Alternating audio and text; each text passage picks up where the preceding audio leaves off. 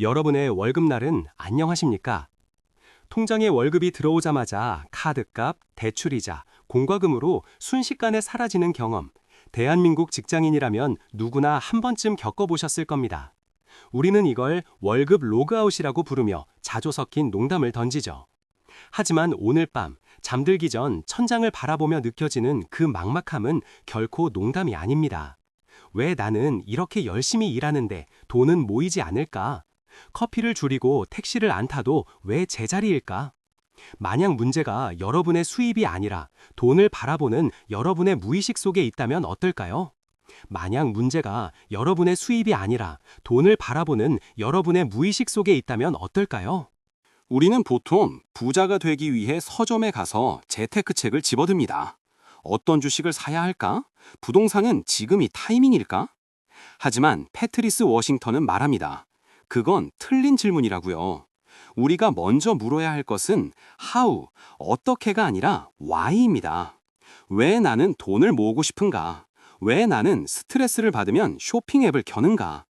이 질문에 답하지 못하면 로또에 당첨되어도 결국 다시 가난해질 수밖에 없습니다. 이 책의 저자 패트리스 워싱턴은 20대에 이미 부동산 사업으로 백만장자가 되었습니다. 성공한 젊은 사업가 모두가 부러워했죠. 하지만 2008년 금융위기가 터지면서 그녀는 모든 것을 잃었습니다. 200만 달러, 우리 돈으로 약 20억 원이 넘는 빚을 지고 남편과 함께 좁은 방바닥에서 잠을 자야 했습니다. 그녀는 깨달았습니다. 숫자로 쌓아 올린 부는 한순간에 무너질 수 있지만 진짜 부는 통장 잔고가 아니라 내면에 있다는 것을 말이죠. 웰스, 부라는 단어의 어원을 아시나요? 이는 12세기 중세 영어 윌에서 왔는데 그 뜻은 바로 웰빙, 즉 안녕과 행복입니다. 놀랍지 않나요? 우리는 부자를 돈 많은 사람으로만 생각하지만 역사적으로 부는 건강하고 행복한 상태를 의미했습니다. 돈이 아무리 많아도 매일 밤 빚독촉 전화에 시달리거나 남들에게 보이기 위한 소비로 불안하다면 당신은 결코 부자가 아닙니다. 가난한 부자가 되는 셈이죠. 혹시 우편함에 꽂힌 카드 명세서나 독촉장을 뜯어보지도 않고 서랍 속에 처박아 둔 적 있나요? 아니면 뱅킹 앱을 켜는 것조차 두려워 외면하고 있진 않나요? 심리학에서는 이를 타조 효과라고 합니다. 타조가 위험에 처하면 모래 속에 머리를 파묻고 숨었다고 착각하는 것처럼 우리도 재정적인 문제를 외면하면 그 문제가 사라질 거라 믿고 싶어 합니다. 하지만 명심하세요. 당신이 외면한 그 빚은 어둠 속에서 이자라는 먹이를 먹고 괴물처럼 자라나고 있습니다. 부자가 되는 첫 번째 단계는 투자가 아닙니다. 바로 잔인할 정도로 솔직해지는 것입니다. 지금 당장 모든 통장, 대출, 카드 내역을 꺼내서 적어보세요.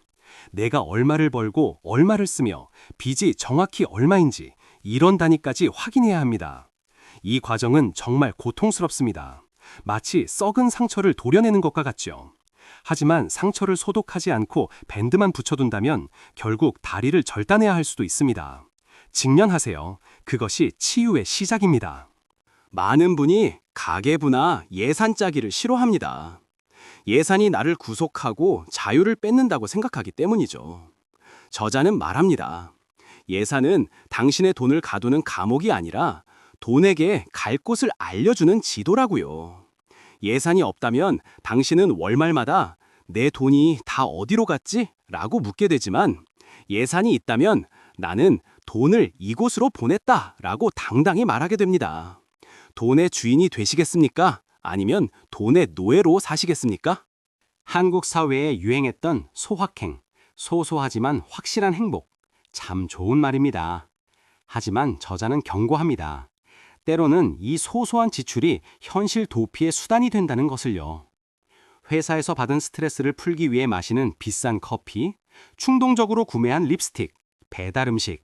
이것들은 잠깐의 위로를 주지만 결과적으로는 당신의 미래를 갉아먹습니다. 감정적인 공허함을 물건으로 채우려 하지 마세요. 그 구멍은 돈으로 메울 수 있는 게 아닙니다. 그럼 무조건 아끼고 굶어야 할까요? 아닙니다. 여기서 중요한 건 마인드셋의 차이입니다. 돈을 안 쓰는 것을 박탈감으로 느끼면 작심삼일로 끝납니다. 내가 왜 저걸 못 사? 억울해. 라고 생각하니까요. 하지만 이를 규율로 받아들이면 달라집니다. 나는 더 큰 목표를 위해 지금의 욕구를 잠시 미루는 거야. 이것은 선택입니다. 억지로 참는 것이 아니라 더 나은 미래를 위해 주도적으로 선택하는 힘, 그것이 바로 규율입니다. 학창시절 성적표는 숨길 수 있었지만 자본주의 사회에서 신용 점수는 숨길 수 없는 성적표입니다. 한국 사회에서 신용 등급은 곧 대출 한도이자 이자율입니다. 신용 관리를 소홀히 하는 것은 매달 길바닥에 돈을 뿌리는 것과 같습니다. 연체는 절대 금물입니다. 휴대폰 요금, 소액 결제 하나라도 가볍게 보지 마세요. 신용 점수 1점이 떨어질 때마다 당신이 미래에 지불해야 할 집값이자는 몇백만 원씩 늘어납니다. 지출을 줄이는 데는 한계가 있습니다. 아무리 아껴도 0원 이하로 줄일 순 없으니까요. 하지만 수입은 상한선이 없습니다. 저자는 묻습니다. 당신은 당신의 가치를 얼마로 매기고 있나요? 혹시 겸손이라는 핑계로 자신의 능력을 과소평가하고 있진 않나요? 회사에서 연봉 협상을 두려워하거나 부업을 할 수 있는 재능이 있는데도 귀찮아서 미루고 있다면 당신은 스스로 부자가 될 기회를 차버리고 있는 겁니다. 여러분이 가진 재능을 돈으로 바꾸세요. 거창한 사업이 아니어도 좋습니다. 당신이 잘하는 정리정돈, 글쓰기, 심지어 고민 상담까지도 누군가에게는 돈을 지불할 가치가 있는 서비스입니다. 요즘 같은 N잡 시대에 월급만 바라보는 것은 가장 위험한 도박입니다. 수입 파이프라인을 하나 더 만드는 것, 그것이 불안한 경제 상황에서 나를 지키는 가장 강력한 무기입니다. 돈은 사람을 타고 흐릅니다. 여러분 주변을 둘러보세요. 만날 때마다 돈 없다며 밥을 얻어먹으려는 친구, 만나면 명품 자랑만 하는 지인, 부정적인 이야기로 에너지를 뺏는 동료, 이들은 당신의 재정적 성장을 방해하는 독소와 같습니다. 저자는 단호하게 말합니다.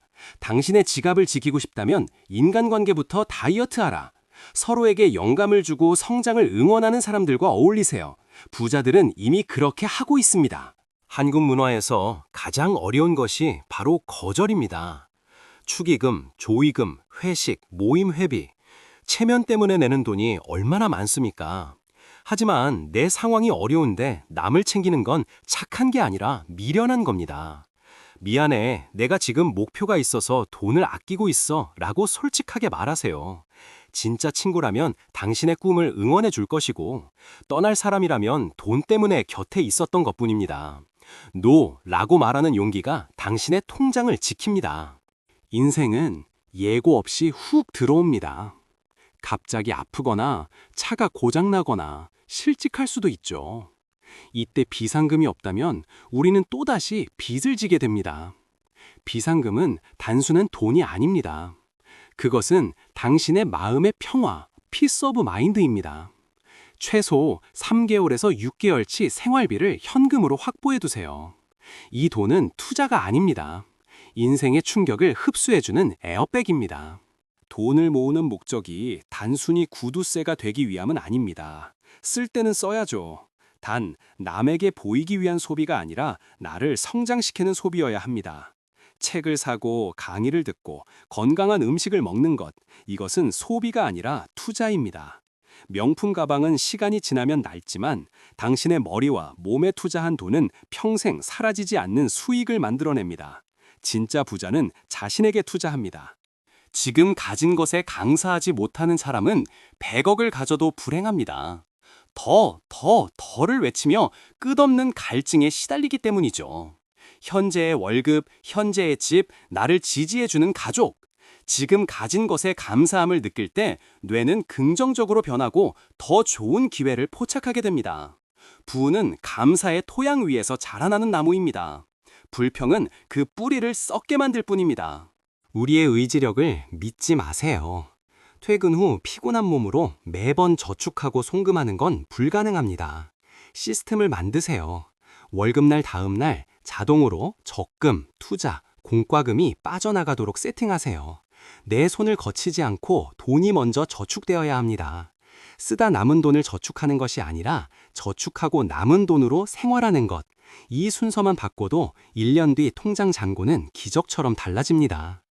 빨리 부자가 되려는 조급함이 사기를 당하게 하고 무리한 영끌 투자를 하게 만듭니다. 복리의 마법은 시간이 필요합니다.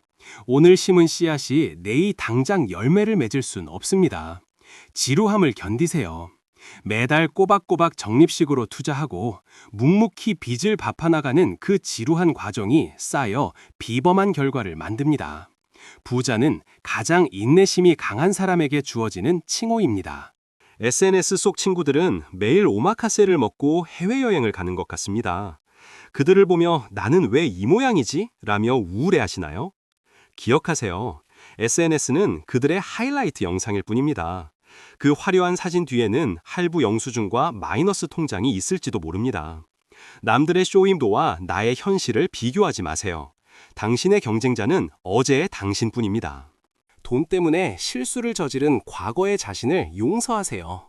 빚을 졌던 나, 투자를 망쳤던 나, 돈을 낭비했던 나. 자책감은 아무것도 해결해주지 않습니다. 오히려 무기력증을 불러와 다시 나쁜 습관으로 돌아가게 하죠. 괜찮습니다. 누구나 실수합니다. 중요한 건 지금부터입니다. 과거의 나를 용서하고 오늘부터 새로운 금융 스토리를 써내려 가세요.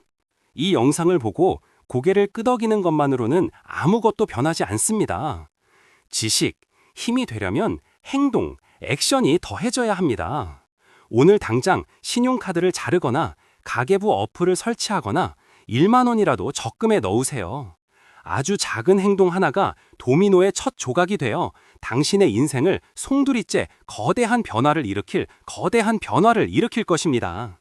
패트리스 워싱턴이 말하는 진짜 부자는 돈 걱정 없이 잠들 수 있는 사람, 사랑하는 사람들과 시간을 보낼 여유가 있는 사람, 그리고 자신의 삶을 통제할 수 있는 사람입니다. 돈은 목적이 아니라 그 삶을 지탱해주는 수단일 뿐입니다. 여러분이 꿈꾸는 부자의 모습은 어떤 것인가요?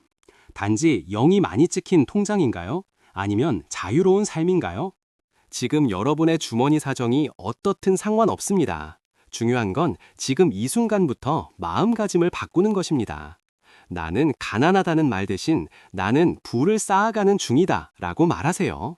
당신의 말이 현실이 되고 당신의 습관이 미래가 됩니다. 부자가 될 자격 이미 당신 안에 있습니다. 이제 꺼내 쓰기만 하면 됩니다. 오늘 영상이 도움이 되셨다면 지금 바로 지갑을 열어 불필요한 영수증부터 정리해보세요. 작은 실천이 경제적 자유의 첫걸음입니다. 구독과 좋아요는 더 좋은 컨텐츠를 만드는 힘이 됩니다. 여러분의 부자 되는 여정을 진심으로 응원합니다. 감사합니다.